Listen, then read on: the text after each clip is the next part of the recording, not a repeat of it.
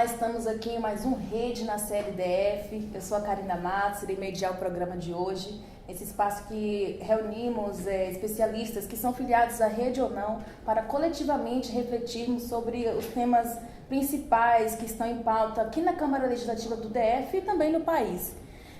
Hoje, além do nosso deputado distrital Leandro Graz, contamos com a presença do Márcio Prado, que é advogado e porta-voz da rede aqui no DF, e também a doutora Raquel Rieger, que é sócia do escritório Mauro Menezes e advogados, especialista em direito do trabalho. Por favor, convido o deputado para falar um pouquinho. Obrigado, Karina. Quero aqui agradecer a presença do Márcio, que é porta-voz da rede, como ela bem falou, e também da doutora Raquel Rieger, que é advogada da área trabalhista. E esse tema é muito importante. A gente está num momento muito delicado do Brasil e também do Distrito Federal. No nosso país são mais de 13 milhões de desempregados, sem contar aqueles que se encontram na informalidade. E aqui no Distrito Federal passamos os 300 mil. E isso significam vidas de pais, mães, jovens, em grande parte afetados pelo desemprego, que não têm renda e, consequentemente, não conseguem acessar os direitos fundamentais. O acesso a uma saúde de qualidade, uma educação, um transporte, a uma alimentação adequada. Então, quando a gente fala de renda, a gente fala de emprego, a gente está falando também no desdobramento de vários outros direitos que são essenciais para que a pessoa tenha dignidade. Então, é muito importante que a gente tenha hoje essa discussão para pensar não apenas o que foi feito de errado ao longo dos últimos anos, e eu considero a reforma trabalhista um grande equívoco do Congresso Nacional e do último governo, mas também pensarmos soluções, encaminhamentos que podem, quem sabe, equalizar melhor essa situação. Infelizmente, o modelo econômico que a gente tem, ele prevê o desemprego. Essa reserva de mercado, ela é uma condicionante do próprio capitalismo, mas é preciso pensar numa situação que a gente não vulnerabilize tanto a comunidade, a sociedade, e a gente vê também quanto o desemprego afeta as mulheres. Aqui no Distrito Federal a gente tem uma grande quantidade de famílias monoparentais, e essas mulheres sem emprego significam crianças e jovens, adolescentes que não têm também atendimento de qualidade a uma série de serviços. Então é muito importante a gente de fato falar sobre isso. Então quero agradecer mais uma vez e inaugurar aqui esse debate, colocando aqui na mesa para a gente pensar: a reforma trabalhista, ela foi boa, não foi boa? Ela cumpriu as expectativas que estabeleceu ou não cumpriu? Essa coisa do legislado ser superado pelo negociado, né? O negociado prevaleceu. O quanto isso afeta o mundo do trabalho, quanto isso afeta também o campo do direito do trabalho. O Brasil entrou num rol de países do mundo, como o Camboja, que viabiliza, que permite isso, que é gravíssimo, e não se refletiu tanto sobre os efeitos sociais. Eu queria trazer isso para vocês conversarem conosco sobre esse tema específico, né, da reforma no primeiro momento. Como foi pontuado pelo nosso deputado distrital, vamos falar hoje sobre um tema muito importante, que é o trabalho, né? Então, convido o Dr. Márcio Prado a falar um pouco sobre o contexto que estamos vivendo no mercado de trabalho aqui no Brasil e no DF. Obrigado, Karina. Eu quero agradecer aqui o convite do Leandro para participar desse debate, cumprimentar a doutora Raquel, você também, Karina. É muito bom poder falar de um tema tão relevante para o Brasil e para o Brasil, principalmente nesse momento que nós estamos passando de fragilização das relações de trabalho. A reforma trabalhista, ela foi pregada como uma alternativa para a ampliação do trabalho no país, e o que a gente tem visto diariamente é que não houve esse reflexo, pelo menos não tem se visto. O desemprego continua crescendo e, infelizmente, a informalidade ainda mais. No que diz respeito às negociações coletivas, que é algo que já acontecia antes da reforma trabalhista, mas com um mínimo de direitos que eram garantidos com base no artigo 7º e 8º da Constituição, que diz da questão sindical, me preocupa muito, porque a negociação coletiva sempre foi um instrumento importante de negociação entre trabalhadores e empregadores, né? Entretanto, com a fragilização dos sindicatos, que aconteceu com a ausência de contribuição sindical, a tendência é que os sindicatos se tornem cada vez mais fracos e muito maior dificuldade em relação à possibilidade de negociar em favor dos trabalhadores, o que faz com que direitos que aparentemente eram inegociáveis se tornem negociáveis a partir de agora, porque a relação do trabalhador é uma relação de uma inferioridade tão grande e tão absurda que coloca o empregador numa situação de poder negociar questões que a gente nunca imaginou, como questão de saúde, segurança, como questão de redução do salário, jornada de trabalho, coisas que estão relacionadas inclusive à saúde do trabalhador. Então, assim, esse momento que a gente passa no país é muito sério, é muito grave. A reforma trabalhista, a doutora Raquel vai poder falar com maior profundidade sobre isso, mas a reforma trabalhista, na minha avaliação, gera um problema grave para os trabalhadores, ao ponto de, inclusive, inibir o acesso à justiça, porque uma das coisas que a reforma propôs é a questão das custas processuais para o trabalhador, que nunca houve, a questão dos honorários sucumbenciais, depósitos recursais, assim por diante. Então, assim, eu vejo com muito medo, eu me preocupo muito com esse momento que a gente está passando. No escritório também advoga na área trabalhista, a gente viu uma redução em relação, principalmente aos pequenos aqueles trabalhadores avulsos, em relação a buscar a justiça. Outra questão que me preocupa também é a questão da saúde do trabalhador, que tem sido discutido muito. Semana passada, se não me engano, terça-feira, o ministro Alexandre de Moraes suspendeu o efeito daquela cláusula em relação à gestante, em questão de salubridade, que na minha avaliação era um absurdo, expor uma gestante, por exemplo, a raio-x, que é a radiação ionizante, que pode trazer problemas genéticos, problemas de formação dos fetos. Isso estava sendo permitido com a reforma trabalhista, que agora foi suspenso, tomara que se mantenha dessa forma. Então o momento que a gente passa é grave. Eu acho que a gente precisa refletir com profundidade até que ponto não se deve tentar reverter essa situação.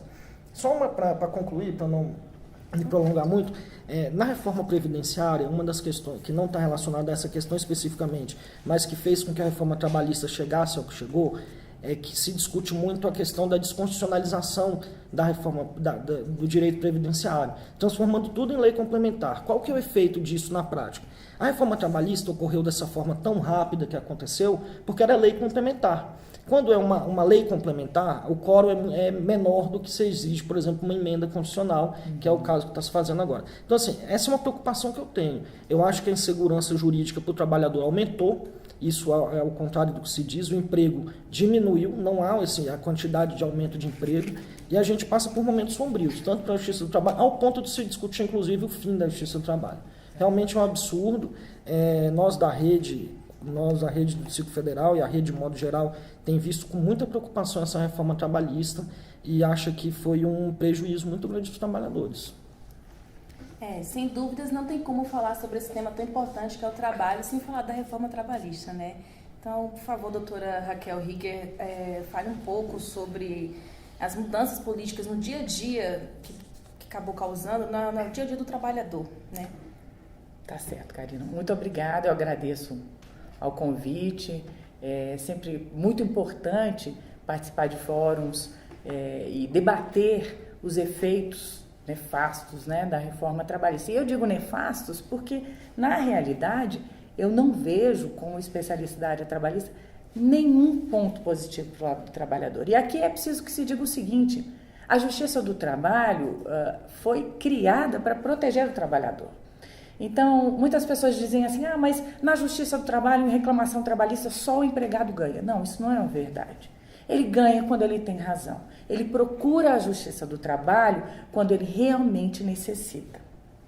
E esse é o ponto que o combinado não sai caro. Então, se a Justiça do Trabalho existe para proteger o trabalhador, é isso mesmo. E se vem uma reforma feita a galope, feita sem consulta à sociedade geral, e se chega à conclusão de que ela só retirou direitos do trabalhador, como isso pode ser positivo? E aí me preocupa muito a situação de que o trabalhador brasileiro ainda não percebeu quanto foi ruim. E vai perceber, talvez, com o passar do tempo.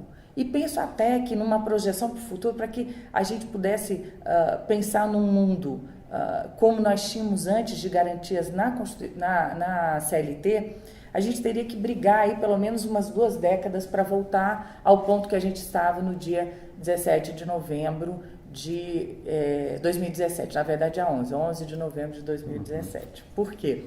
Porque foi aí que começou a vigência da lei. E aí, assim, aproveitando o gancho do Márcio, eu vejo que a situação é a seguinte: a possibilidade de se negociar, ela sempre existiu. A Justiça do Trabalho sempre existiu para se fazer acordo. Acordo individual e acordo coletivo. Ela foi criada, esse é o escopo dela.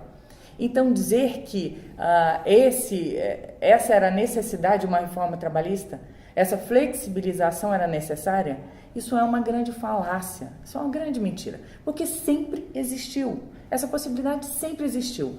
A grande diferença agora é que a gente não tem mais o piso da lei. Você não pode mais negociar só acima da lei, você pode negociar abaixo também. E aí, claro, a corda sempre arrebenta do lado mais fraco.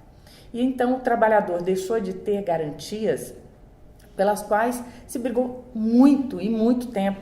Por exemplo, o Márcio falava de normas coletivas. Não tem mais ultratividade de norma coletiva. E o que é que significa isso? Significa que aquelas garantias históricas que um trabalhador, uma categoria inteira tem, se acabar a vigência do acordo coletivo, da norma coletiva, ela cai, se você não negociar de novo. Márcio colocou muito bem, agora os sindicatos, por mais que se defenda a necessidade de uma reforma sindical também, mas o sindicato ele não tem mais força, porque a força, infelizmente, passa pela subsistência econômica. Inclusive, os sindicatos não só têm a obrigação agora de fazer essas cobranças, que não pode ser mais nem feita por meio de folha de pagamento, tem que mandar um boleto. Então, isso não vai dar certo. Esse sindicato, pela Constituição Federal, é que negocia pelos trabalhadores, por esse lado. Como é que vai haver essa força, né, para fazer frente a tantas garantias que foram tiradas? Por exemplo, as que mais me incomodam realmente no dia a dia, que eu vejo o trabalhador lesado, são questões ligadas à saúde. Mas bem colocou a questão da insalubridade para gestantes, né? Caso de atestado médico. Sim, o médico da empresa vai lá e diz, olha, pode, então poderá. O intervalo entre a jornada, que sempre foi para a alimentação e descanso do trabalhador. A gente está falando o quê? De saúde. Então é mais de 1 hora, 30 minutos, horas em itinerário. O que é isso? O deslocamento. Não tem mais. Várias questões, como banco de horas, como a negociação coletiva já permitia, por exemplo, a adoção de jornada específica. Então, realmente, as modificações que foram implementadas aí, elas vieram só para tirar direitos do trabalhador. E isso, assim, é de uma importância tremenda que o trabalhador brasileiro compreenda isso. E digo mais, no dia a dia foi criada simplesmente uma terceira modalidade de rompimento do contrato de trabalho. Antes era simplesmente uma relação de que ou você pede para sair do seu trabalho ou o seu patrão te demite. Agora não, agora existe a demissão consensual.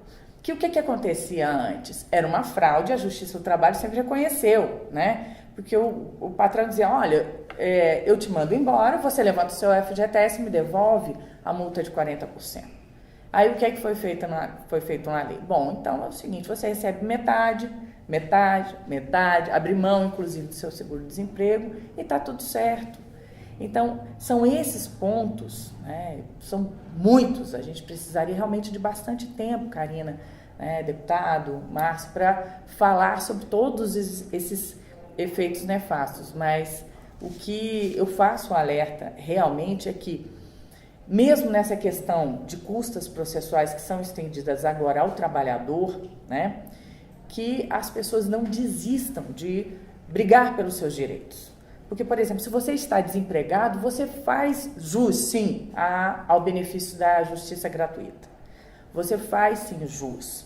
Esse pedido, ele fica um pouco mais complexo para fazer, mas se você tiver o seu advogado em quem você confia e que ele vai trazer provas da sua condição econômica, você pode entrar com a sua ação, sem o risco de ter que pagar por isso, né? Então, esse alerta, eu creio que seja muito importante.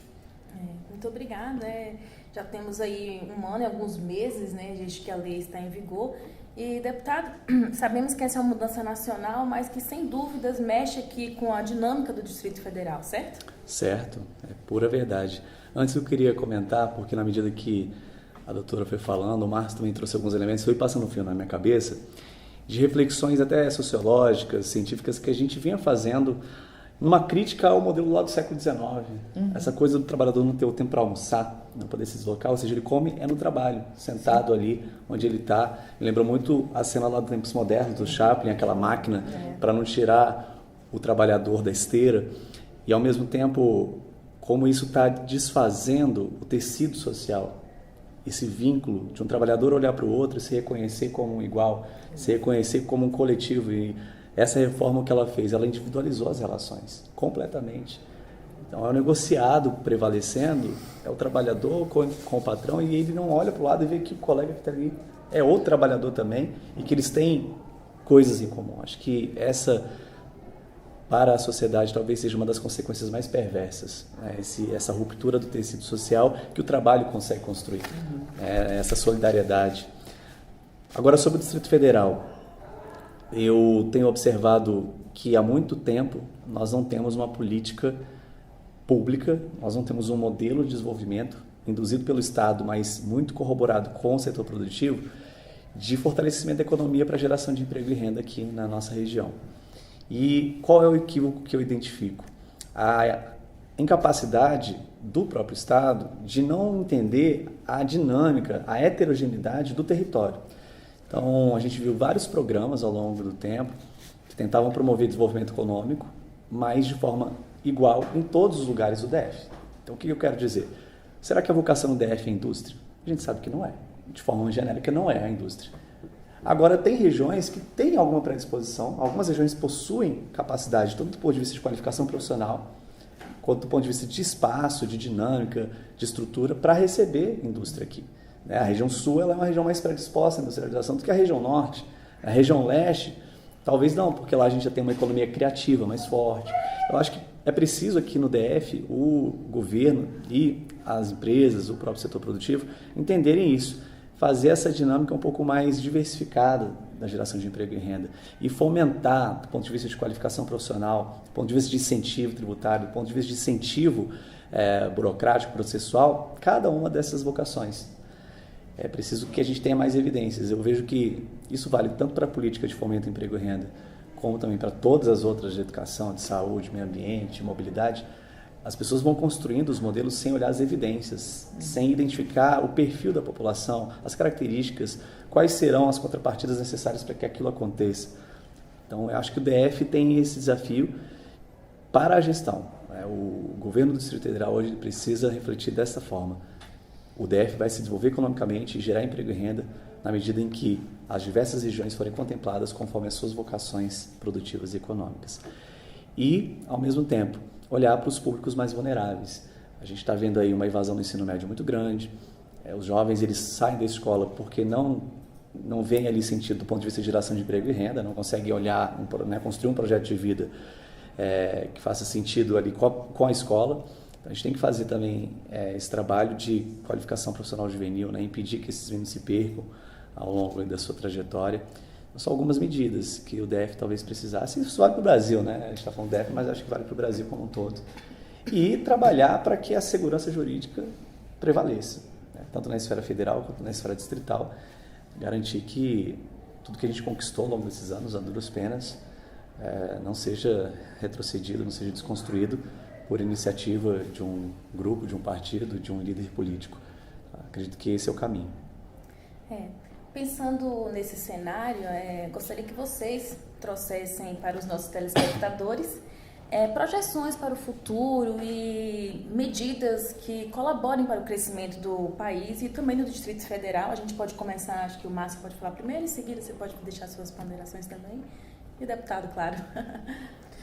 Como eu disse anteriormente, realmente a minha preocupação é muito grande. Eu não vejo no futuro, a curto prazo, boas perspectivas para as relações de trabalho, não.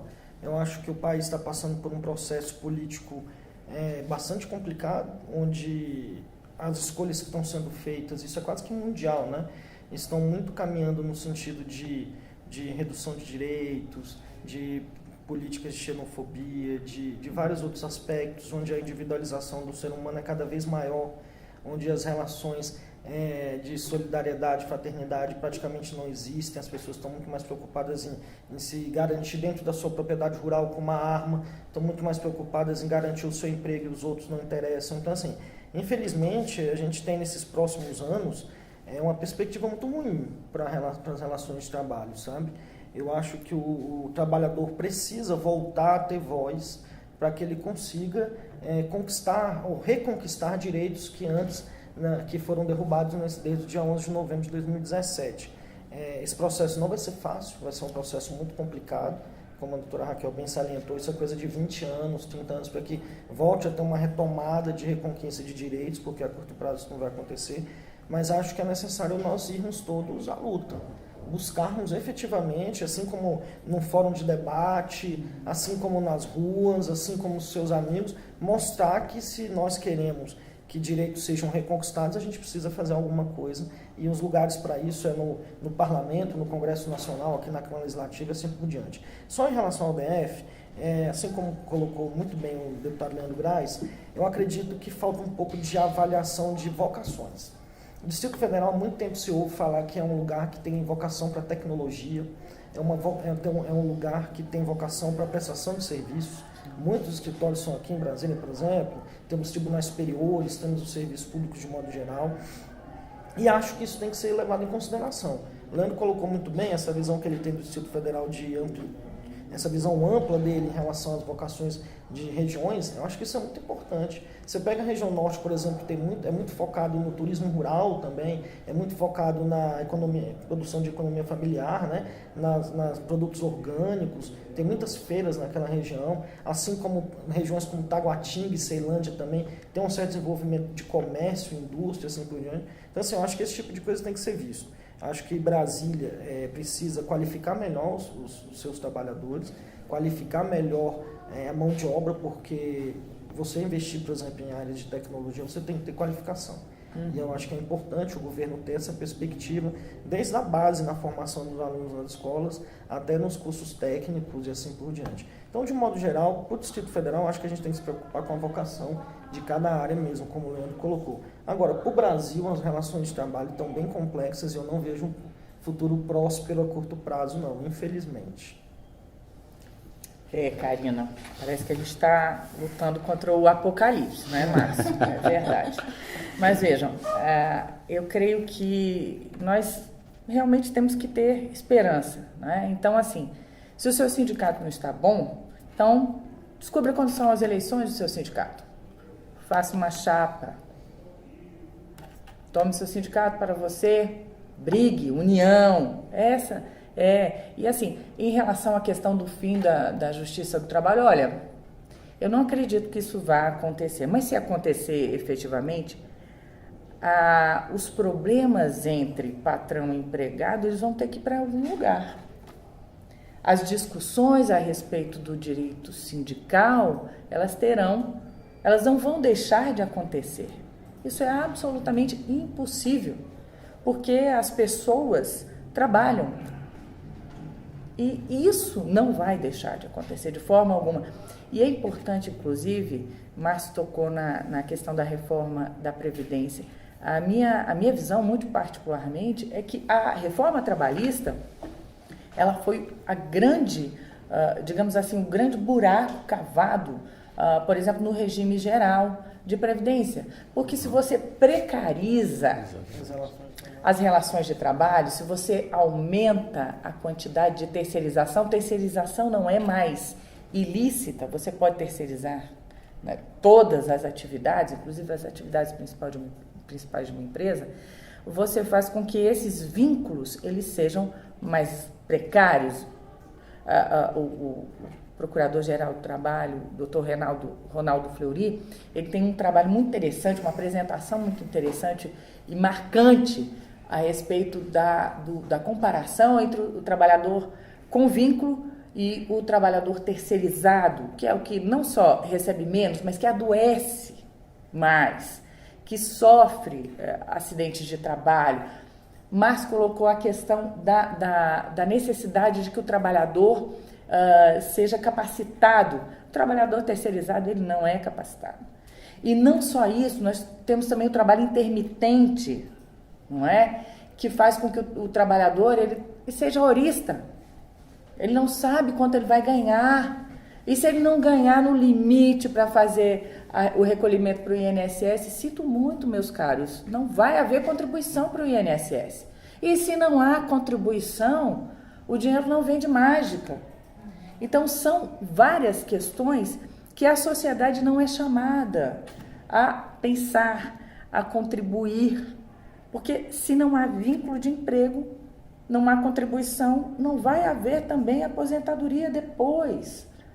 Então, assim, são essas questões as mais urgentes que eu vejo. Fora isso, em relação ao Distrito Federal, os meus destaques seriam, até porque nós temos um grande número de trabalhadores no Distrito Federal ligados a empresas públicas, sociedades de economia mista, e essa questão da terceirização, ela me preocupa muito, né? Como será esse futuro, como serão os vínculos desses trabalhadores terceirizados. Isso é algo que eu acho que preciso fazer um alerta grande em relação a esse tipo de questão. A terceirização me preocupa.